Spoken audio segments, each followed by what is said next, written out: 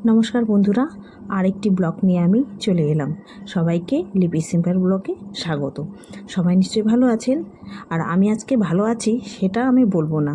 আজকে সেরকম আমি ভালো নেই, মনটা একটু খারাপ বলতে একটা মানুষ আশা করে থাকে, আর আমি আগে থেকেই এটার জন্য প্রিপেয়ার ছিলাম যে আমার হবে না কাজটা বলতে কালকে সবাই জানেন যারা যারা এক্সাম দিয়েছেন আইসিডিএস ওয়ার্কারের, কালকে রেজাল্ট বেরিয়েছে। সেক্ষেত্রে আমার কাজটা হয়নি, শুধু হয়নি বলবো না, এক্ষেত্রে জেনুইন কার হয়েছে সেটা আমি বলতে পারবো না। কিন্তু এখন এই রাজ্যে যে রয়েছে সবই হচ্ছে 2 নম্বরই। টাকা দিলে চাকরি হবে, যেহেতু আমি টাকা দিতে পারিনি তাই আমার চাকরি হয়নি। সেটা আমাকে প্রথমেই বলেছিল 5 লাখ টাকা দিলে আমার নাকি চাকরি হবে। আমি যদি 5 লাখ টাকা দিতেই পারতাম তাহলে এই ছোটো মোটো কাজগুলো আমি কেন করতাম? আজকে আমাকে প্রতিদিন কেন কাজে যেতে হয়? নিশ্চয়ই আমার টাকার অভাব রয়েছে বলেই আমার যেতে হয়। এই কথাগুলো শোনার অনুরোধ রইল। আজকে সেরকম ভিডিও নেই না, এই কথাগুলোর জন্যই এই ভিডিওটা আমি আজকে করছি। আজকে যদি আমি টাকাটা দিতে পারতাম তাহলে আমার চাকরিটা আজকে কনফার্ম হতো কি না বলতে পারছি না, আমাকে তো সেরকমই বলেছিল। কিন্তু আমি যেহেতু টাকা দিতে পারিনি তাই আজকে আমার চাকরি হয়নি, আর সেটা আমার জানাই ছিল। আর যাদের চাকরি হয়েছে তারা মোটামুটি সবারই অবস্থা রয়েছে, তাদের কিন্তু কাজ করার কোনো দরকারই নেই, তাদের খুব অবস্থা ভালো। কিন্তু যেহেতু তাদের টাকা রয়েছে তাই ওদের হয়ে গেছে। আর হয়তো কয়েকজনে হতেও পারে, আমার জানা নেই, যে এমনিই হয়ে গেছে। তাই আজকে গরিব হওয়াটা আমাদের কাছে অভিশাপ হয়ে দাঁড়িয়েছে।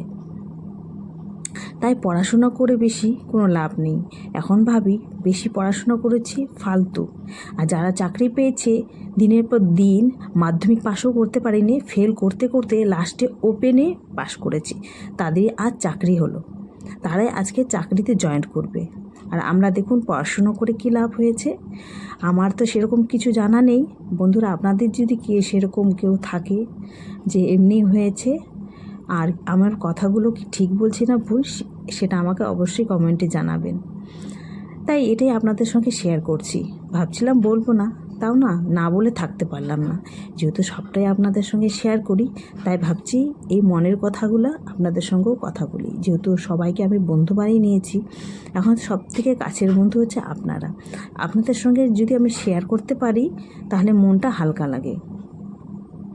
আর বাড়ির লোক তো রয়েছে শেয়ার করার জন্য, তবুও বাড়ির লোক আমাকে তো সাপোর্ট করবেই, তাও আমি আপনাদের সঙ্গে একটু এই কষ্টটা একটু ভাগ করে নিচ্ছি। আর এই কথাগুলো এই ভিডিওর মধ্যে বলছি, ঠিক হচ্ছে কি না সেটাও আমাকে কমেন্টে জানাবেন। কি পরিস্থিতি এসে দাঁড়িয়েছে, পড়াশোনার কোনো মূল্য নেই। টাকা যার আছে তার চাকরি আছে, যার টাকা নেই তার চাকরি নেই। অদ্ভুত ব্যাপার, তাজ্জব হয়ে যাই। কি আর বলবো। অনেকে বলে কেস হবে, কেস করেও কোনো লাভ নেই। কেননা ওরা খাতাটা এমনভাবেই সেট করেছে, যদি কোয়ারিও করে তাহলে সমস্ত খাতা নাকি সব ওনাদের পাই টু পাই করে রাখা আছে, তাই এত লং টাইম নিয়েছে।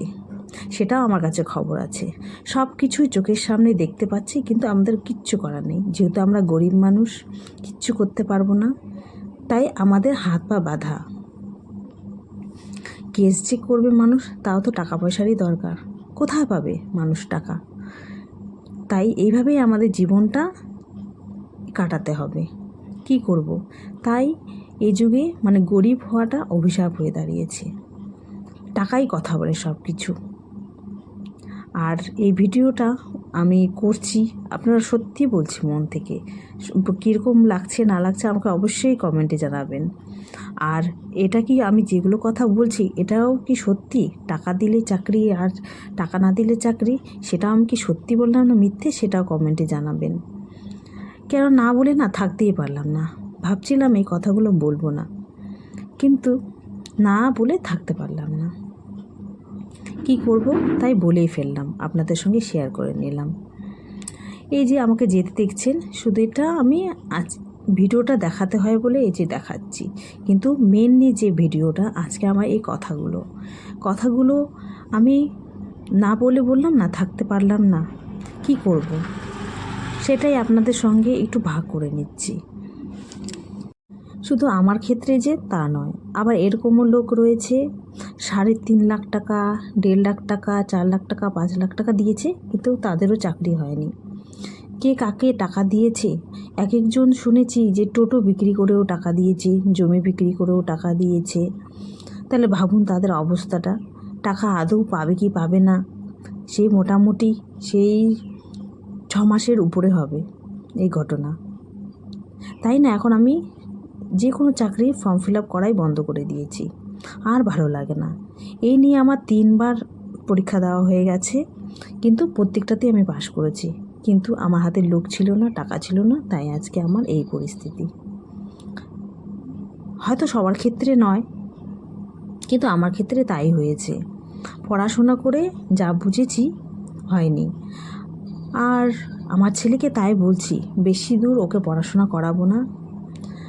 ইচ্ছে আছে এইচএস পড়িয়ে ও যেটাতে ভালো ওর লাগে সে লাইনে আমি ওকে ঢুকিয়ে দেব, যাতে কর্ম করে খেতে পারে। এই চাকরির লাইনে যাতে আর ওকে না ঢুকতে হয়, কেননা আমাদের টাকা পয়সা নেই, আর আমরা কোনো দিন চাকরি বাকরি পাবো না। আমাদের এই প্রাইভেট ফান্ডেই করে খেতে হবে। একটা সরকারি কাজ হলে কি 60 বছর পর্যন্ত একটা নিশ্চিন্ত সব জায়গাতেই কাজ করে খেতে হয়, তবু একটা নিশ্চিত থাকে যে অসুস্থ হলে বা কোনো কিছু হলে একটা সিকিউরিটি রয়েছে। প্রাইভেট সেক্টরে তো সেটা নেই, তার জন্যই সবাই এই সরকারের পিছনে ছোটে। কিন্তু কিচ্ছু করার নেই। ওই যে বললাম, গরিব আমাদের অভিশাপ হয়ে দাঁড়িয়েছে। হয়তো শুনতে খারাপ লাগছে, আর যারা পেয়েছো আমাদের বন্ধুর মধ্যে একদম জেনুইনভাবে তার কংগ্রাচুলেশন জানাই তাকে। আর কে পেয়েছো কমেন্ট করো। হয়তো আমার কথাগুলো তাকে খারাপও লাগতে পারে, কিন্তু কিচ্ছু করার নাই, এটাই সত্যি। আর যারা ভাবুন তো টাকা দিয়েছে চাকরি হয়নি, তাদের অবস্থা কীরকম হয়েছে। ভাগ্যিস আমি এই টাকার পিছনে ছুটিনি, টাকা দিইনি, নাহলে আমার পরিস্থিতিতে আরও শোচনীয় হয়ে দাঁড়াতো। টাকা দিয়েও যারা দিয়েছে তারাও তো গরিব, নিশ্চয় কোথাও থেকে জোগাড় করে দিয়েছে। তাদের পরিস্থিতি একবার ভাবুন কি অবস্থা হয়েছে। আদৌ টাকা পাবে কি পাবে না, এভাবেই না দুনিয়াটা শেষ হয়ে গেল। কিচ্ছু করার নেই, চোখের সামনে সব কিছু হয়, কিন্তু আমাদের কিচ্ছু করার থাকে না। সব কিছু আমাদের চুপচাপ মেনে নিতে হচ্ছে। কি করব, ওই যে বললাম কিছু করার নেই। আর কোনো কিছু করলে ওই ঝামেলা কে পোহাতে যাবে। এদিকে সংসার দেখব না কাজ করব না কি করব বলুন তো, আপনারাই বলুন। যদি এই ভিডিওটা ভালো লেগে থাকে তাহলে একটা লাইক কমেন্ট শেয়ার করে দিয়েন। এখানে শেষ করছি, টাটা বাই বাই।